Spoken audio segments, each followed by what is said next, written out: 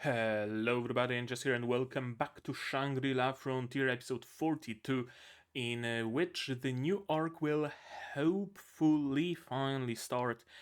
Now, don't get me wrong, the previous episode was good, as a bit of a transition between the previous arc and the current arc. It did flesh out some of the characters a little bit more, right? I don't mind it at all. But I am really curious about Sanraku's adventures with Rust and Mold added to the bunch, and of course with Rei, right, with Akitsu Akane. It's a whole entire new team that we're gonna see Sanraku traveling with, and I really find it interesting. So I would really want to see that.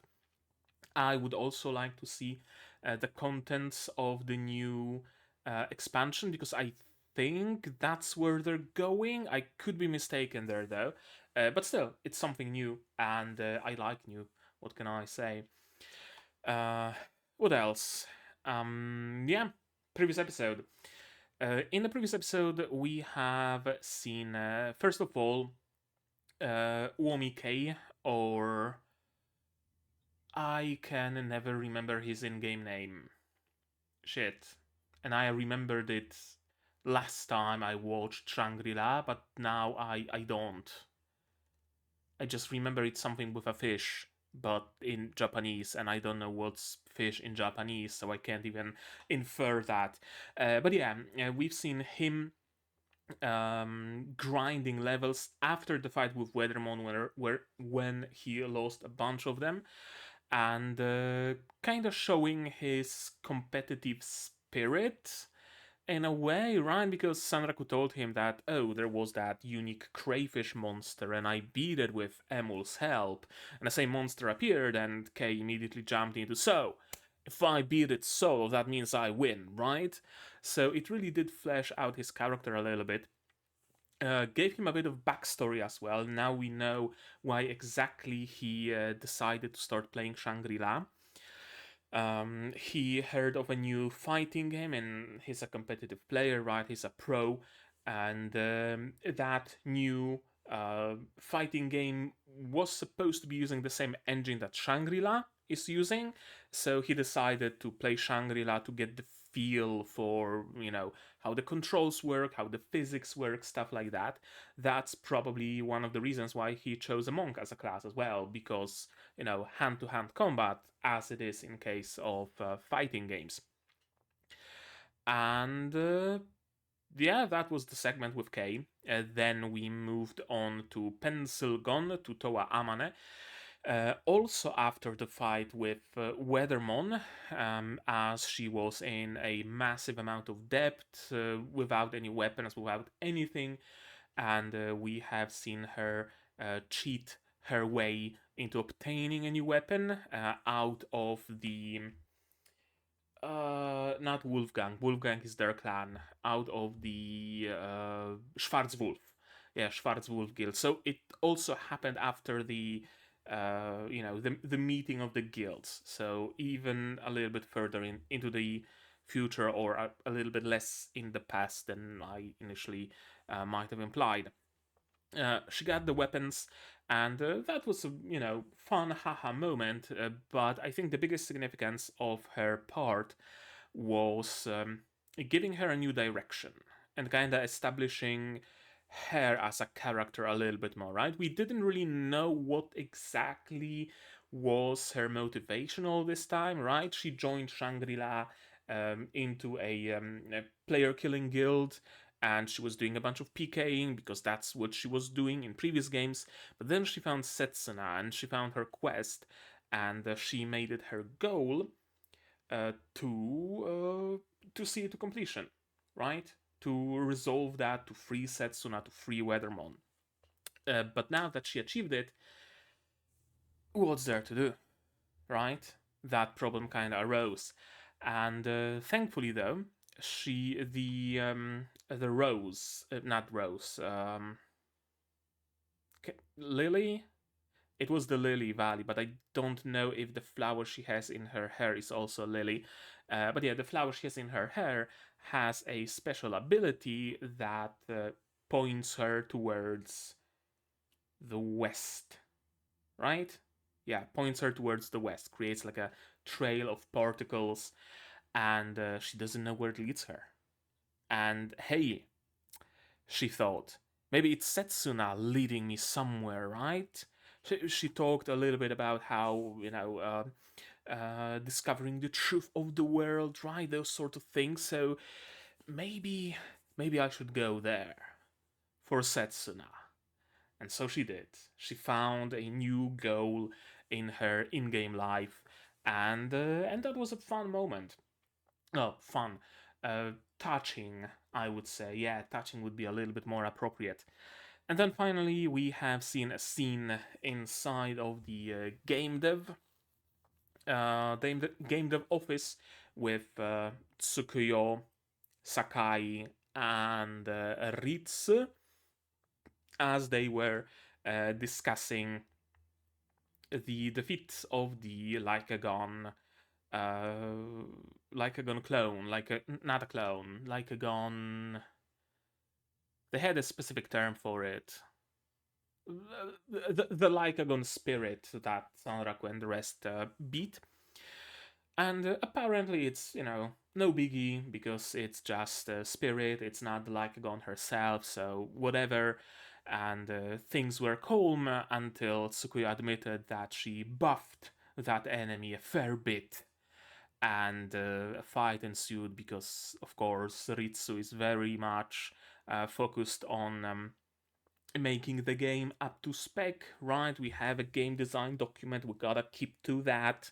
Our designers, our QA testers figured those are the numbers, but Tsukuyo more like goes with the flow. If she feels that an enemy should be made stronger, then she's gonna make it stronger, right? That sort of thing. And that was a moment between them, and that was also funny. And that's where the episode ended.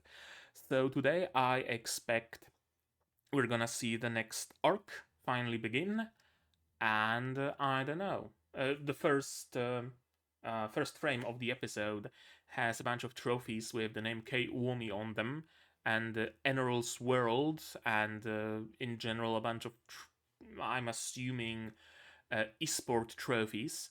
So I wonder if we're gonna continue the plot of Kei a little bit, or are we gonna do the thing where we just show him for a little bit as he's going out meeting with some people or something, because we know that he's gonna meet with them from the ending, and then we jump back to Sanaraku, or what's gonna happen exactly, I don't know. So how about we just see that, right? Shall we? To do that, you're gonna need your subs, of course, to follow along with me. I'm gonna need my sound to hear what's going on in the show, and I'm gonna have to ask you for support. Support the channel if you want monetarily on Patreon, YouTube down below, or not. Share my content, spread the word, it costs absolutely nothing and helps the channel a lot. And with that, we can start watching Shangri-La Frontier episode 42 in 3, 2, 1, go.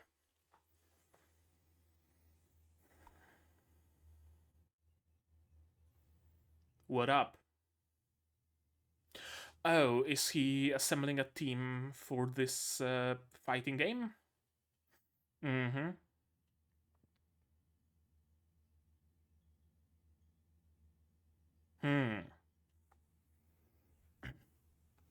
Invite Sanoraku and Towa.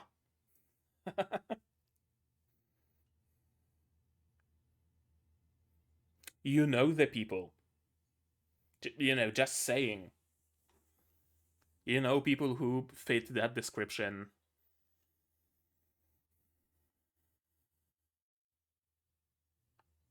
There we go. Ooh, I like the music. GGG. GGC, sorry.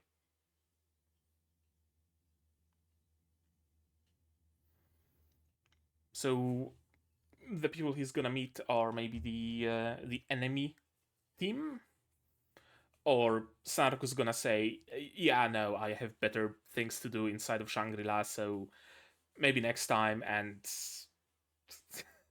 And Toa is probably gonna do the same, because now she's due west, looking for what Setsuna wanted to show her. So... Uh,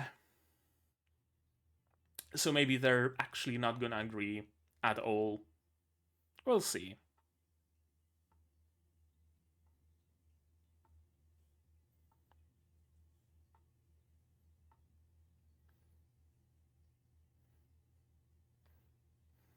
Neither in the opening nor in the ending have we seen Sanroku and Toa competing anywhere or being like particularly side to side with Kei. We've seen a bunch of those people though.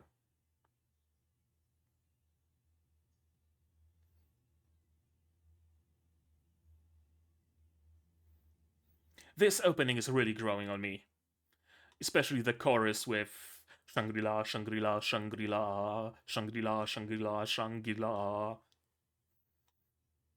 It's a fun addition. A straight flush mixed with jokers. Well, yeah, Sanaku is a joker.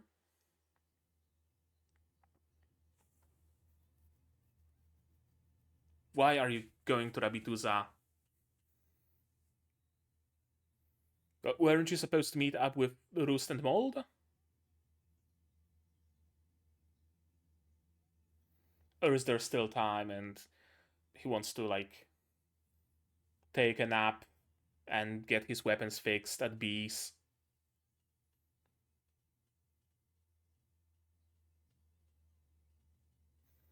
Yeah, I mean, hey, you had a nice one-on-one moment during the fight, and you are now connected with a common, special quest.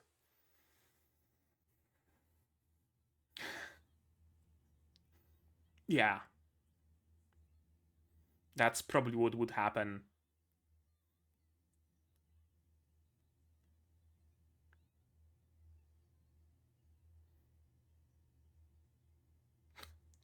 Don't you like live together?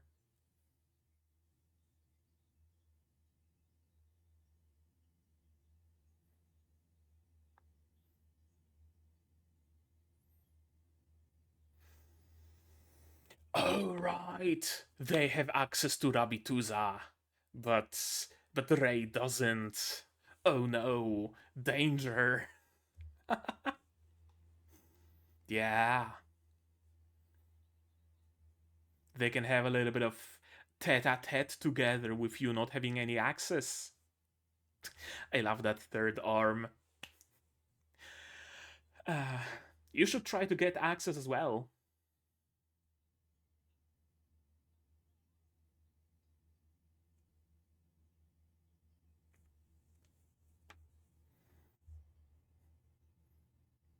Is she gonna get her own bunny? That would be fun, not gonna lie.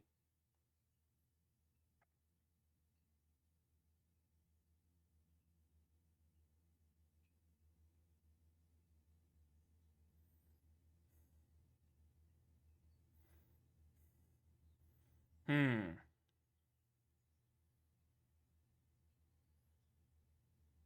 Airfare, damn, so it's somewhere further.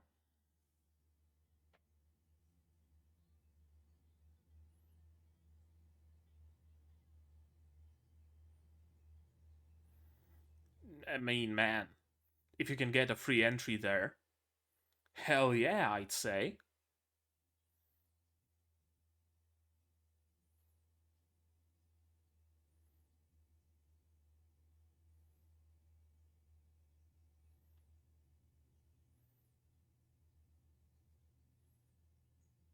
Yeah, he will owe them big. Of course, that's the first thing she thinks of. Because, of course.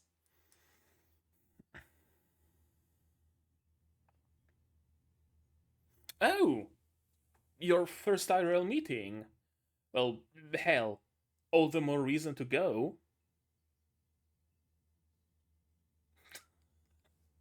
Of course. Uh,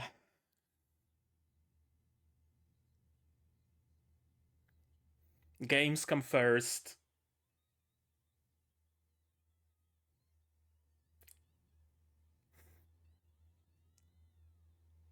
Right, we don't know what exactly is gonna happen to the armor.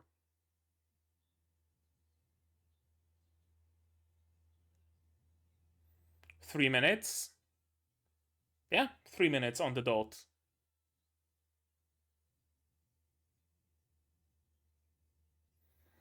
Okay, so I'm assuming no matter the material, no matter the quality. Yeah?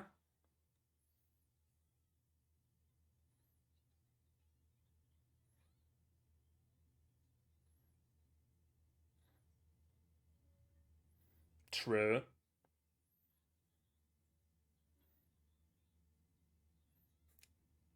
But it's free! Oh, right, and nobody makes better armor than you do.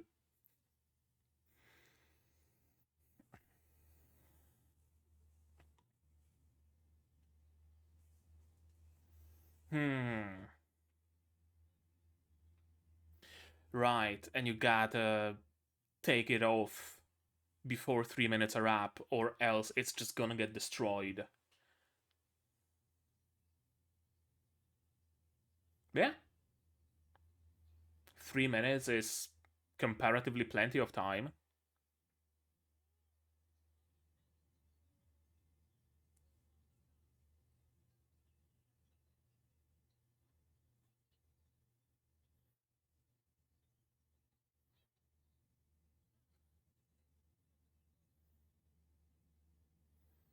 Are you gonna pay at least?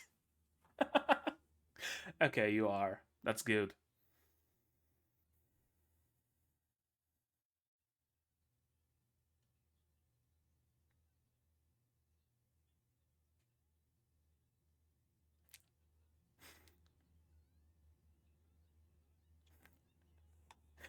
Not even buttering her up works anymore. I mean, you could ask her to make those things and then go meet Roost and Mold. You can go to Rabituza anywhere, anytime.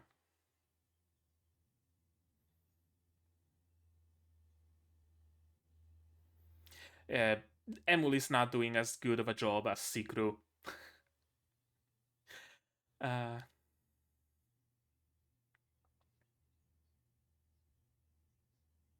Amazing disguise, yeah. That would probably be better, yeah. Well, I guess he does use mana potions as well. It is a port area. Like a dockyard or something. So it would make sense that a bunch of local color would be around.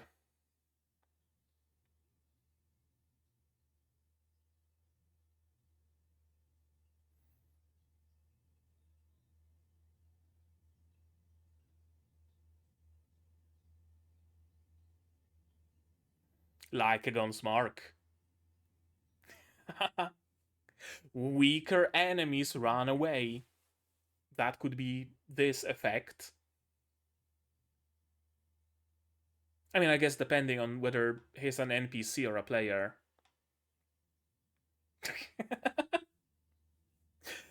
uh,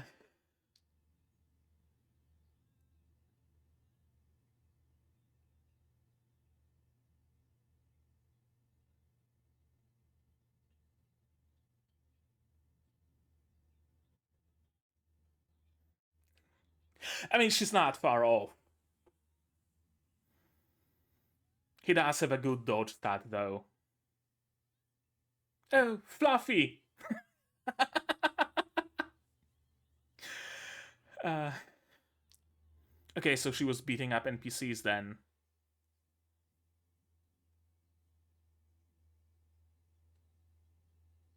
Yeah.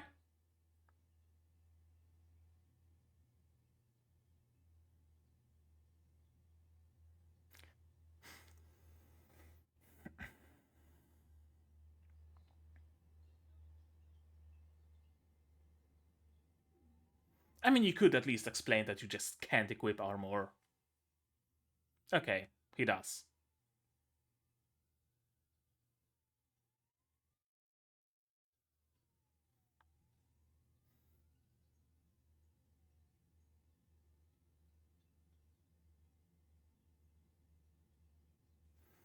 No, it's the effect of low-level enemies.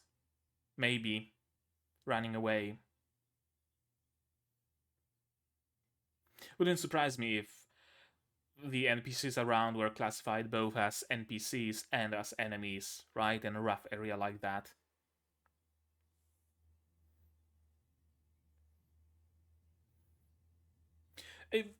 Take something out of inventory and show her.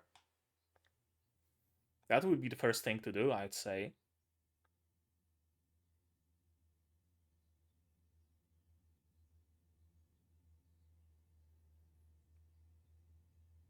Hmm.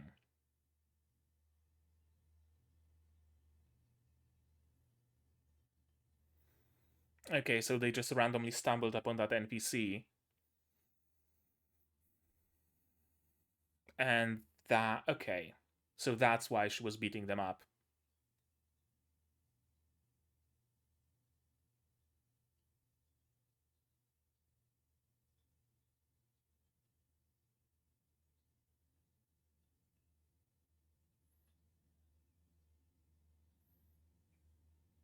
Yeah, I mean, makes sense. But maybe it wasn't the unlock condition after all.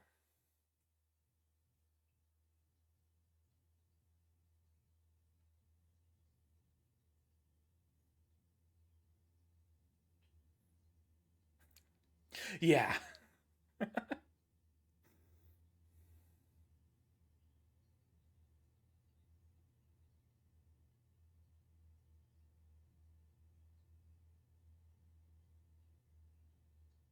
Lo and behold.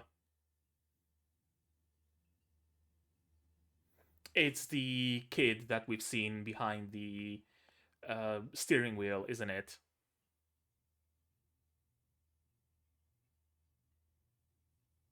Yep. Sure enough.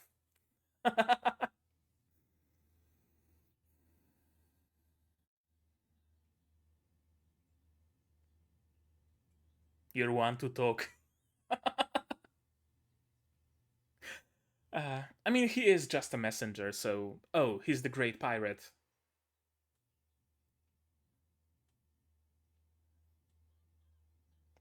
Yeah. Monkey motherfucking D. Luffy.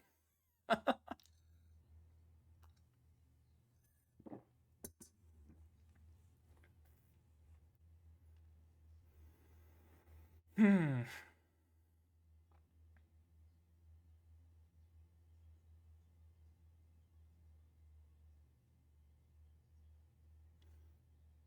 Oh, we're going back to Feria? Oh, gotcha.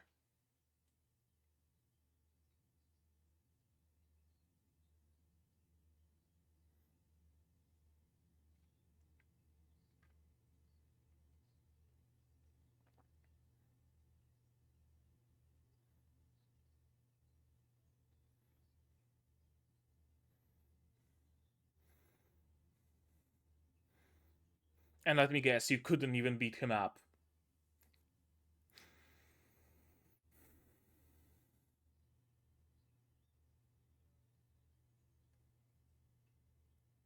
Yeah, they had experience, I guess.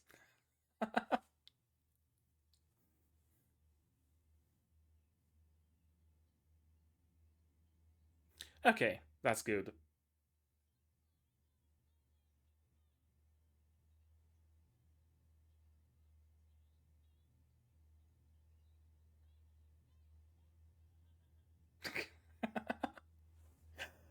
uh,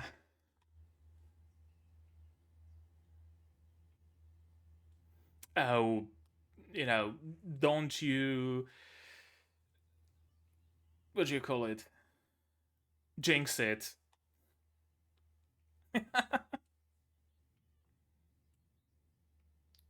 That's the Lycagon mark, yeah.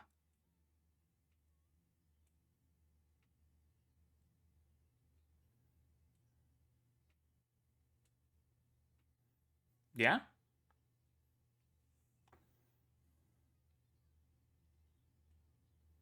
Hmm. So like a natural aura of fear.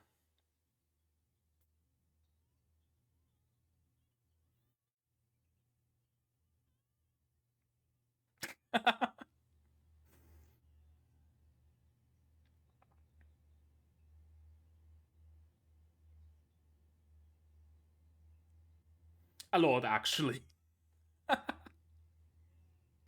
Yeah, mainly that. uh,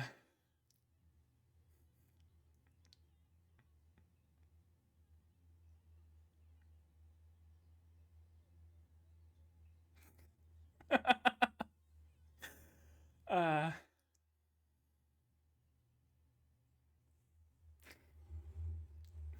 revenge by proxy.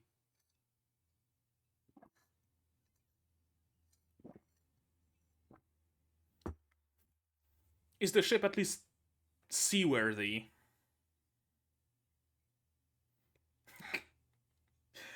Uh,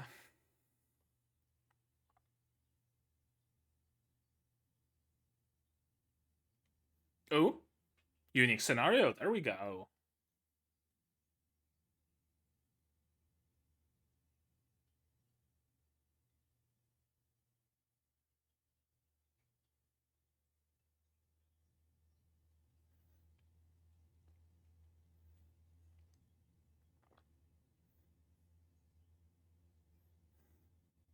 Presumably, Master of the Abyss is this Cthulhu thing.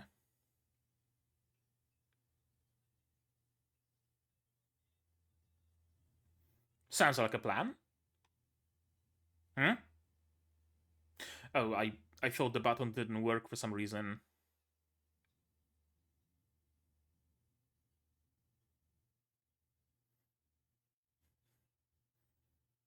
Why the fuck would he do that?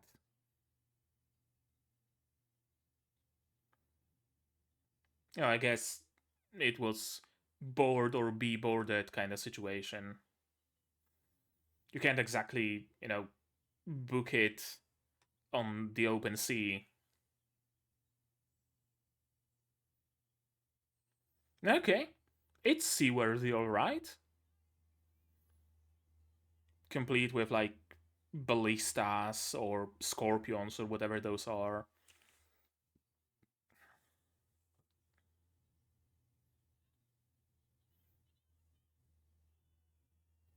And he even has a crew. Damn. Color me surprised.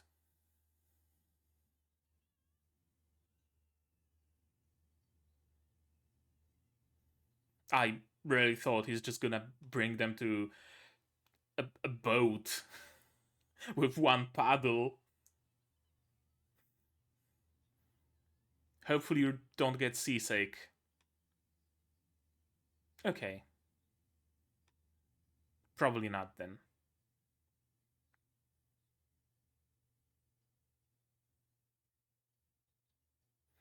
Maybe it doesn't get much trade by sea? Gotcha. Right, the expansion.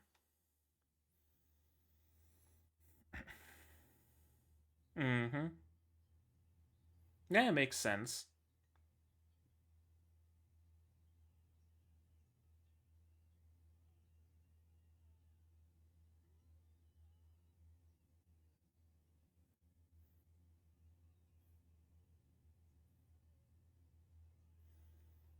I guess because he's marked by the like gun.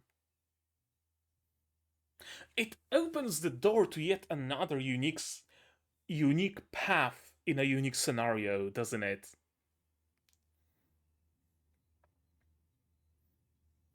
Probably just wine. Or grog. Or they're empty.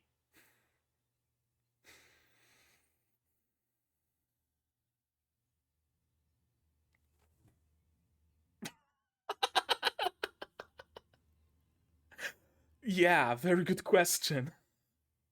And the other one is probably Akitsu Akane.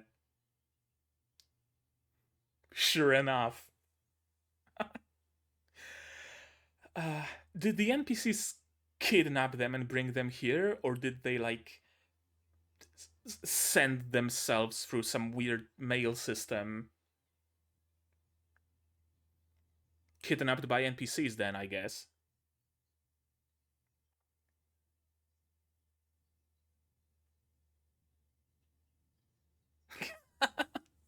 Yeah, that's more like it. Should probably clean your armor, though. It's really getting dirty by now. Very good question indeed. And I guess we're gonna find the answer in the next episode.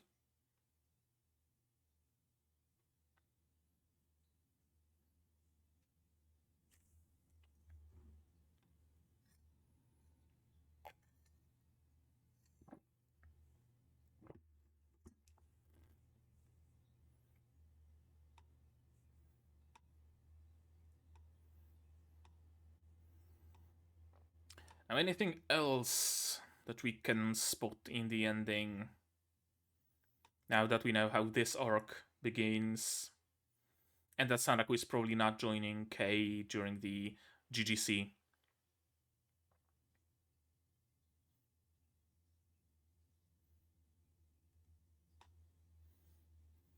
Yeah, for a moment I was wondering why Rei, Sikru, and Akitsakana aren't there, while they are shown here during this, like, seafaring arc in the ending. But yeah, they arrived after all. Yeah, that is Towa then, and two other people. So I'm gonna assume Towa agrees, and maybe she finds a couple more people to join Kei's team. That could be it. Any minis? No? Another episode without minis. Oh well, let's watch it again, shall we? Yes, we shall. The answer is always the same. I'm never gonna say no. Alright. The beginning. I thought for a moment that we're gonna just continue with Kei and Towa for another episode, but no, thankfully not. The worst possible time. My meteors will beat your lava again. Right.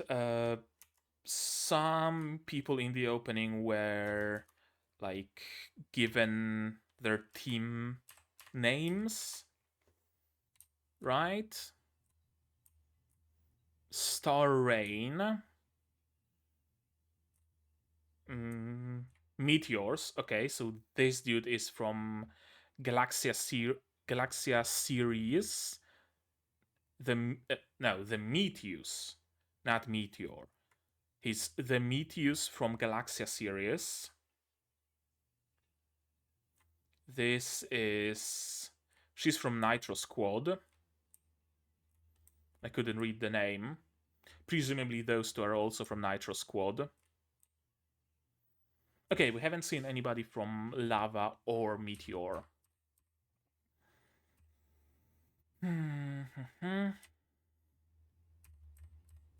Yeah, going to Rabituza, and of course Akitsuakan and he can share Rabituza between them, but she's left behind, and what happens in Rabituza stays in Rabituza. Yeah, they're going to shut me out of everything. Could she actually get access to Rabituza, though? That's a question. Have we gotten an answer from the King of Rabituza about being able to get there in the end? I don't think we did. Like, Emul came back from Rabituza, but what happened exactly? Was he unavailable, maybe? I'm not sure. But yeah, we still don't know how to get to Rabituza besides the Vorpal questline. cover airfare and entry fees and everything, and it would be their first meeting together, and unique scenario though. That matters more, doesn't it? When he gets into a game, he really just gets into a game and doesn't really give a fuck about anything around it, does he? 3 minutes, no matter the armor quality. Okay, so that's good to know that he can equip basically whatever, and he doesn't have to do some, mental calculations that I'm wearing quality 50 bracers, so they're gonna break after 4.5 minutes, but I'm also wearing quality 30 cuirass, and that's gonna break after 3 minutes and 15 seconds, so I should calculate that shit. No, whatever he wears, 3 minutes, and it's done. Easy.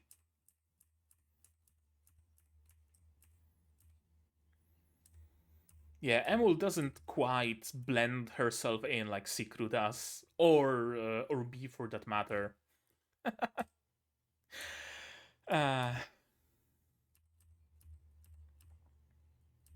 So he is an NPC, and I'm gonna assume this. I'm gonna take note of it actually. Why not? I'm gonna assume that either NPCs in the docks somehow count as enemies potentially, or his evolved scar works on NPCs as well now.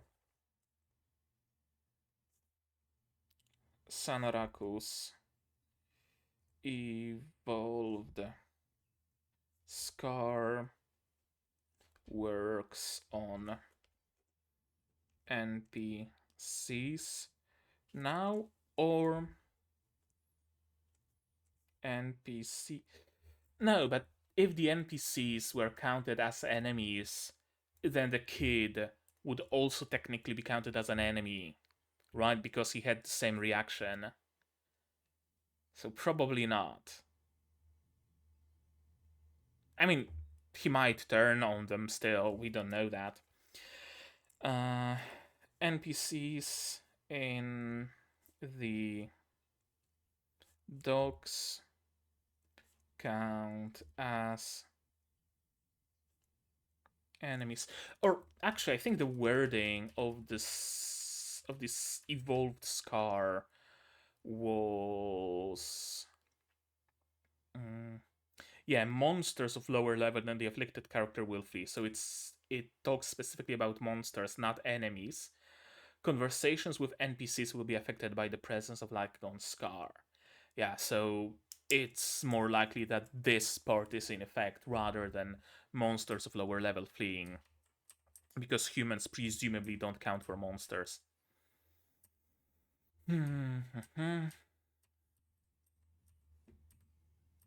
I really expected Saraku to either parry her or catch her hand or something like that, but I guess sidestepping is also fine.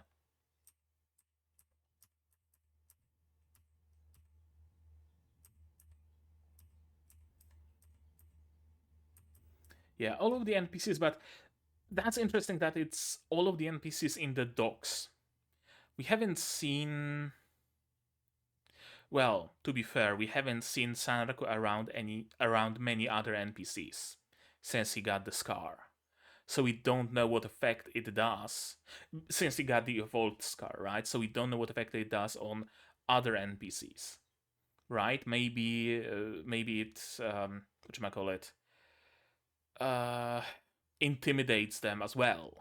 It's not just that those people in the docks are special, or maybe they are special somehow because they are shady characters, because they are pirates. Maybe something like that. Yeah, not quite a great pirate stew that you expected, huh?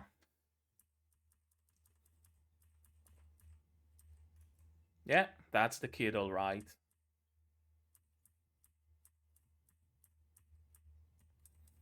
Get a backstory on another obnoxious brat. I'm glad. I'm really glad that Stude actually reacted the way he reacted to Sanraku's scars and that he mellowed out immediately, because I'm not like Sanraku. I really have a low tolerance for obnoxious brats, so I wouldn't enjoy him as a character. No siree. So I'm glad that they decided to cut that obnoxiousness down a little bit. Yeah, easily baited, classic brat characteristic indeed. I love this juxtaposition of this ominous aura, and oh, your aura is so powerful it cuts anyone who approaches you like a knife, and his face is just a just a bird with fucking Saitama body.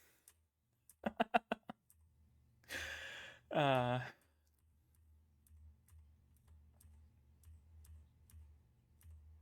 what's he carrying on his back? Is that an axe? Or is that a buckler? I can't tell. It's it's neither, actually. I don't think it's a weapon. It's some sort of a container, maybe? Looks weird. Looks special. Like, I don't know, he's carrying around his father's remains or something.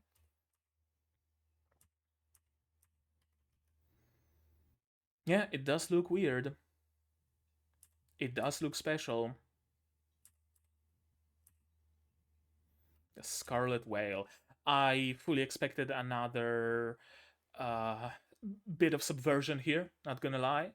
I expected maybe this ship to move out and behind it is just like a, falling apart piece of junk with like a parrot that doesn't have any feathers left anymore or something like that. But no, he actually does have a sea. Oh, that was his hat. He was carrying his hat on his back. Gotcha.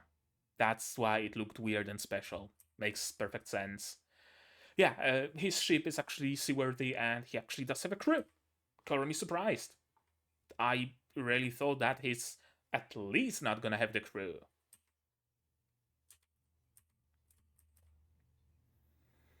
Mm. They rushed out workers' housing to build the research ships to send to the new continent.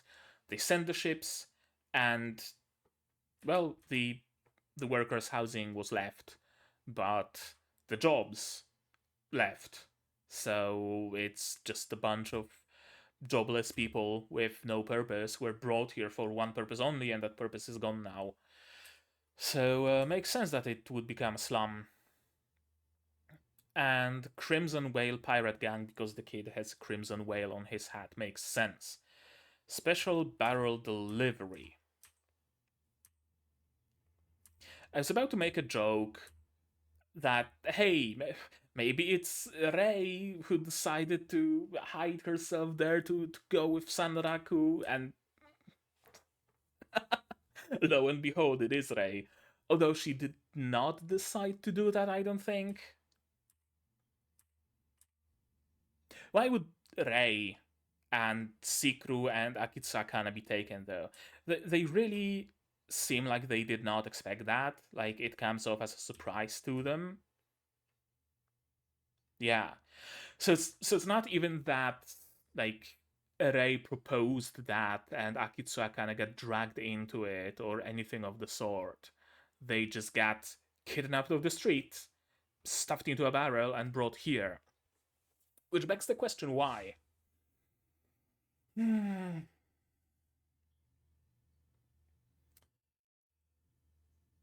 They have the unique scenario of the Lycagon they got from the Lycagon fight. Maybe the game decided to bring the people who defeated the Lycagon together for this quest as well. I don't know. Lycagon is certainly special and important here, though. That much is for sure. The NPCs reacting to the Lycagon's mark, the kid changing his tune completely when after seeing the mark, right? The ties to Lycagon are pretty damn easily visible here. So probably the fact that they also tackled Lycagon is why they were brought here. Lycagon appears in multiple parts of the world, right? In multiple spots. This is one of them. I wonder if defeating Lycagon might be like a part of a chain of events in a way, right? Like you go defeat Lycagon, then you get to Fifticia, and then you go defeat the whatchamacallit, the Cthulhu thing, right? And Akitsu Akane and the Rei kinda did a bit of a sequence break by not going with the chain of quests, and the game corrected that? I don't know. Something like that, maybe. I love the fact that she didn't even try getting out, but rather just broke the barrel. Her armor is hella dirty though. She really should just grab a rag and clean it, because it just looks dirty and bad. Very good question. And we will, of course, have to wait to get an answer to it. Well, I'm not gonna have to wait much because episode 43 is already out, I think. So I'm not gonna have to wait a whole week, but people who have seen this on time are gonna have. We're gonna have to wait a week because 43 is now today anyway, so they would probably be able to see it and get an answer. You know what I mean. I hope. Yeah, that's it. That's it for episode 42 of Shangri-La Frontier, and I mean, it was fun, honestly. I like the addition of Rust and Mold. We will be able to do some interesting things with the addition of new characters, right? Right. So that's gonna be fun alone.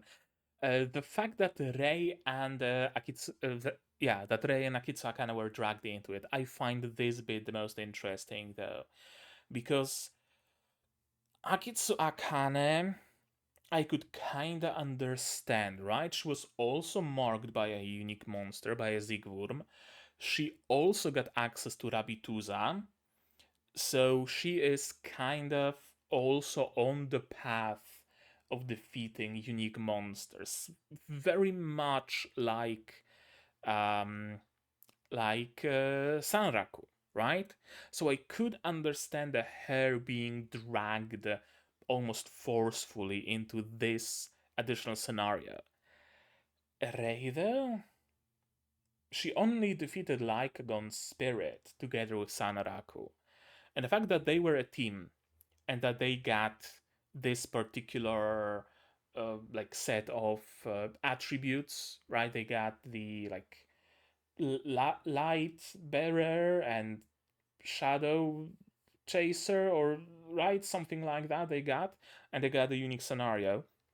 That's a thing that connects them. Maybe because they were also in the same city, the game just kind of brought them together, right? Uh, sometimes in games, if you're in a party and you go to some another instance or something, then it brings the people who are lagging behind to the next instance with you, right? It teleports them essentially, or teleports them to the entrance to the next instance, or something like that, right? You know that for sure from MMOs. Even Warframe does it, at least when it comes to the extraction, or at least it used to physically bring the player to extraction if they were lagging behind too much. I wonder if something like that is at play here. The game... Maybe they are still in a party. And the sea is treated as another instance. That could be it. That could be an explanation. C is treated as another instance, so the game brought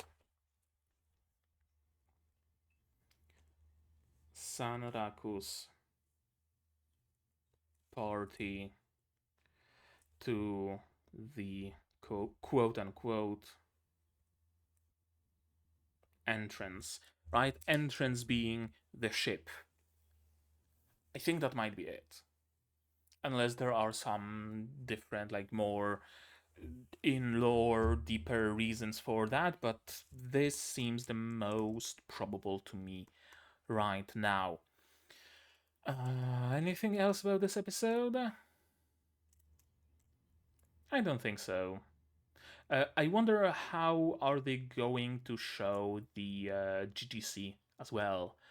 Are they going to split the remaining episodes? Like, we're gonna see maybe right before the fight with the Cthulhu thing, we're gonna have 2 or 3 episodes, or however many, where it's Kei and Towa and some other people going to the GGC and taking part in that fighting game, and then we're gonna go back for the climax, for the fight with the boss, with Saraku and the gang.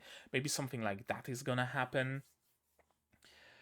Maybe we're gonna be getting like bits and pieces, right? Kind of like in this episode where we get like 5 minutes of Kei's storyline, and then the rest episode is Sanraku and his adventures. I don't know. Maybe it's simply a tease for another season. I mean, I certainly would not mind another season. So it would be cool if that was a thing. Actually, let me check if there is anything about third season perhaps known. Alas, not quite yet. So yeah, I don't know how they're gonna handle the esports things, but it's gonna be interesting seeing how they do that. So I'm gonna be waiting. Well, I'm not gonna be waiting. I'm gonna be watching the next episode very, very soon to hopefully catch up with my watching. But right now, I'd say that's gonna be it from me for today. So as always, yeah, that's gonna be it from me for today. So now, you guys, you tell me, what did you think of this episode, of my reaction, my theories, stuff like that, in the comments down below. No spoilers, please. Spoilers can go to my Discord if you'd like. Also linked in the description. Like this video if you liked it. Subscribe to be notified of future videos. Not only Shangri-La, but also House MD as an anime girl. Also Sakamoto Days. Plenty others coming in the future. Click the bell to be notified of when those videos go up and when I go live, because I stream sometimes, rarely, but I do. Support the channel if you want monetarily on the Patreon or YouTube down below, or not. Share my content, spread the word. It costs absolutely nothing to do so, and it helps the channel an awful lot. And with all of that out of the way, that's gonna be it from me for today. So as always, you guys do all the good stuff, and I'm gonna see you in the next one. Cheers! And here's my wonderful Patreons: QB, Rainer, Zimbeltor, Dr. Watt, Akamaser, Marsh, Fassel, and Hans Peter. And you can join them if you want without having to get stuffed in a barrel.